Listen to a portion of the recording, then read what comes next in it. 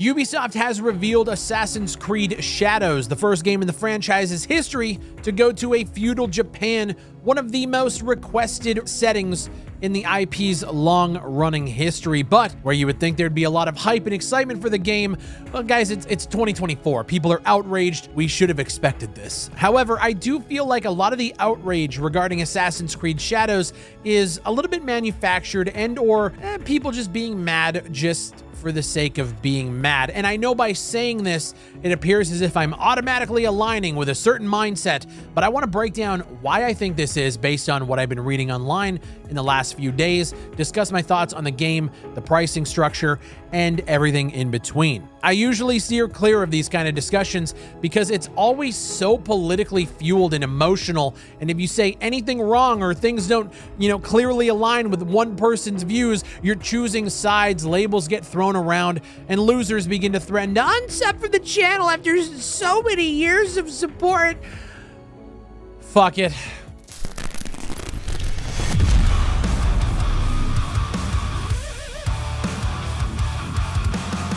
A lot of the outrage from this announcement was due to a few different things.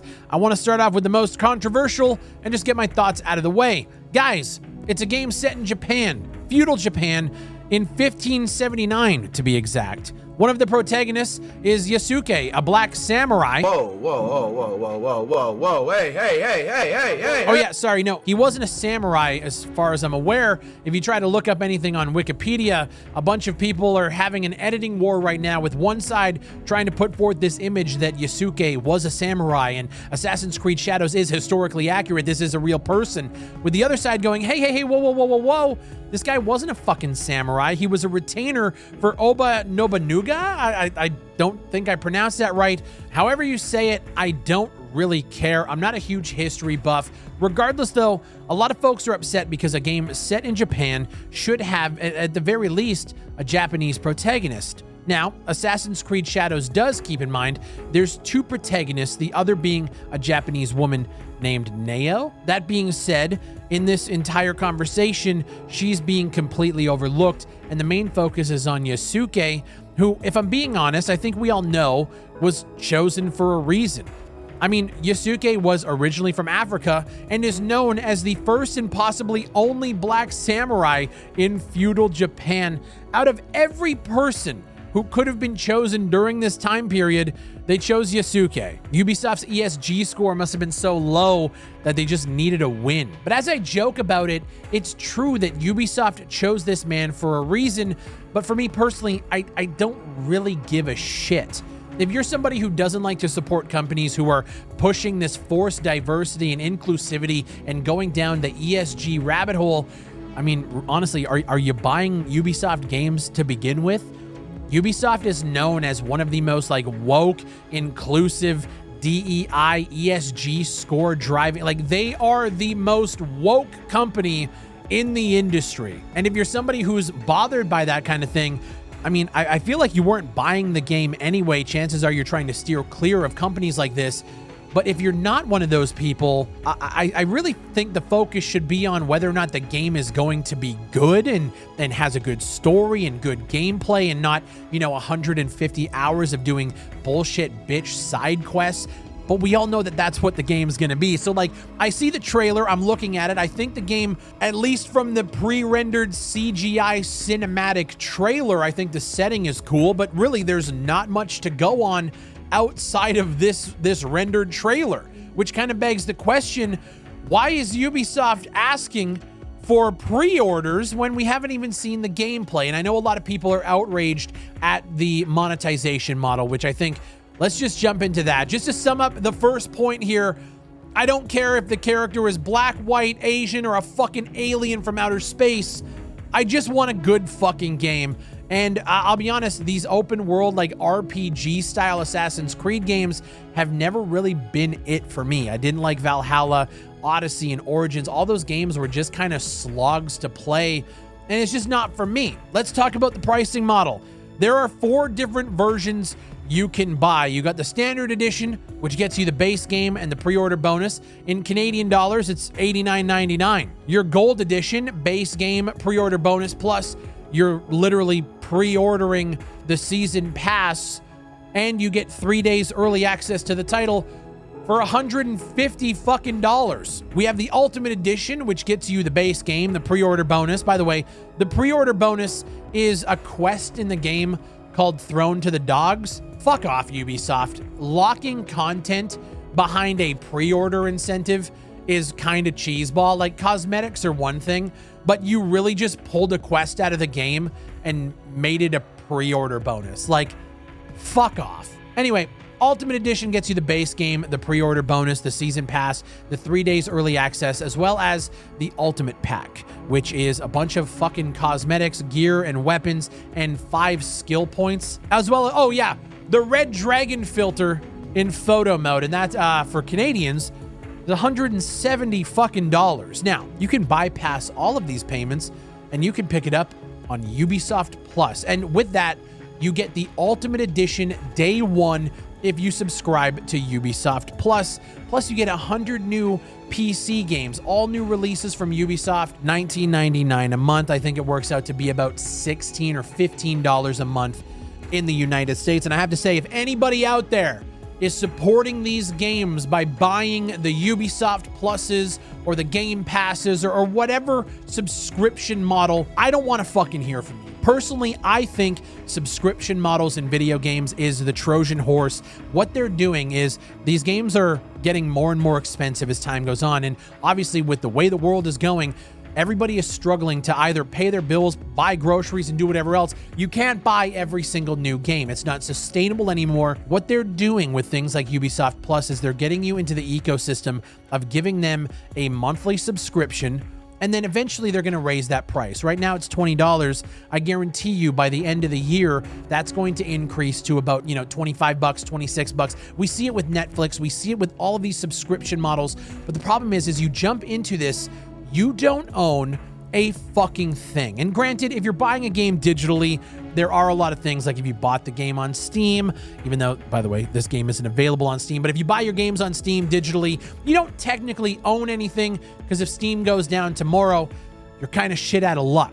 But the reason I say that these subscription models are the Trojan horse that is going to be the downfall of the gaming industry is because as you're paying $20 a month, you are now expecting games to just be less. If you play a game that's mediocre, yeah, whatever. It was on Ubisoft Plus. I tried it. It was trash. At $20 a month, not a big deal. I'm just going to play something else. It excuses mediocrity, I guess, is what I'm trying to say. And I think Game Pass is the biggest culprit of that.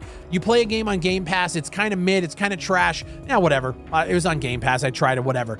You excuse mediocrity. So subscription models, throw it out of the fucking way. That being said, everybody's bitching about the fact that this game is $130 US for the Ultimate Edition. And truth be told, like, I don't give as much of a fuck about that. I really feel like it's more of a problem with the need for gamers to always want to consume. You have to play the newest games right now. You have to play it day one. You don't want to get spoiled. If you're online and you're watching a stream, you don't want to get the story spoiled. So I have to buy it right now. And I always have to get the Ultimate Edition. Like, the fear of missing out in the gaming community is fucking unreal. So, like, where we could just sit here and say, look, if you don't want to pay $70 for the standard edition, you don't think Assassin's Creed is going to be worth that, like, then just don't. Like, can we just, like, not buy the fucking game? Is that an option for people? Especially in Assassin's Creed, these games are going to go on sale 3 weeks from the launch date. Can we not wait just a little while and maybe get it cheaper? Or, maybe it becomes worth your time? I feel like with the gaming industry and everybody just being terminally online all the time, it's so easy to just get wrapped up in all of these games need to be fucking cheaper. This game, I can't believe they're charging this much. Look, most of us live in a very capitalistic society. These companies can truthfully charge whatever they want. It's just a matter of, like, do you want to pay that much? Can you afford it this month? And that's really, like, what it comes down to in everything in your life.